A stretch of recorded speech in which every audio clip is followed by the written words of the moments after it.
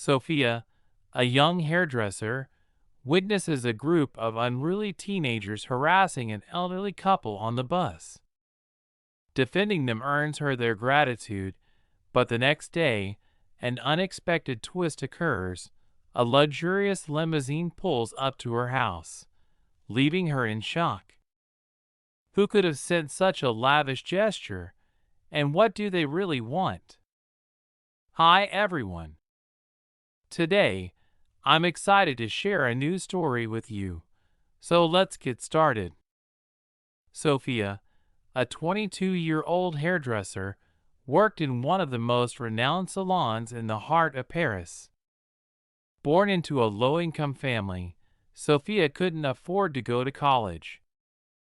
So, a year after graduating from high school, she followed her passion for beauty and learned how to care for hair.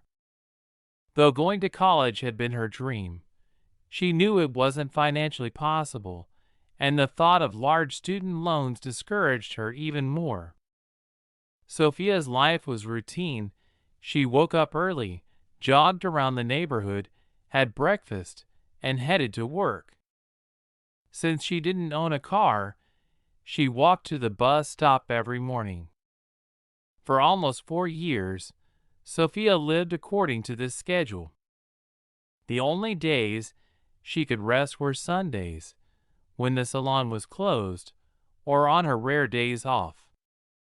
Even then, Sophia often took private appointments, not letting any opportunity to earn money pass her by. Sophia didn't work around the clock out of love for her job, but out of necessity. Her mother, Jean, had become disabled after a severe accident that happened when Sophia was 17. She lost her ability to walk and now fully depended on her daughter for financial support. One evening, after a long day at the salon, Sophia boarded her usual bus home. The bus was full of noisy teenagers, and there was also an elderly couple. Ignoring the noise, Sophia put on her headphones and tried to relax, but soon she noticed that the teenagers started to harass the elderly couple. "What's going on here?" Sophia asked, standing up and approaching the boys. "And what's it to you?" One of them rudely replied, and the rest laughed. "I think you're talking about your own mother," Sophia responded calmly, not losing her composure. The boy's face flushed with anger. "Leave us alone and mind your own business," another teen demanded. "I will, right after you leave this couple alone and return the man's walking stick," Sophia said firmly. "And if we don't? What are you gonna do, Wonder Woman?" one of the boys mocked. "Trust me, you don't want to find out," Sophia warned. "And I hope your parents have enough money to bail you out when I send this video to the police." She held up her phone, showing the recording of their actions. Realizing the seriousness of the situation, the boys backed down, and the one holding the walking stick quickly returned it to the old man. "Thank you so much," the elderly woman said, still shaken. "We were afraid they were going to rob us." "You're welcome," Sophia replied with a smile. Sophia decided to ride with the couple until their stop to make sure they were safe, even though it wasn't her usual stop. Afterward, she took a taxi back home, reflecting on what had happened. The next morning, while cleaning her house, there was a knock at the door. Expecting to see her brother, Sophia opened the door to find a man in a gray suit. "How can I help you?" Sophia asked, surprised. "My name is Pierre. I represent Oz's group."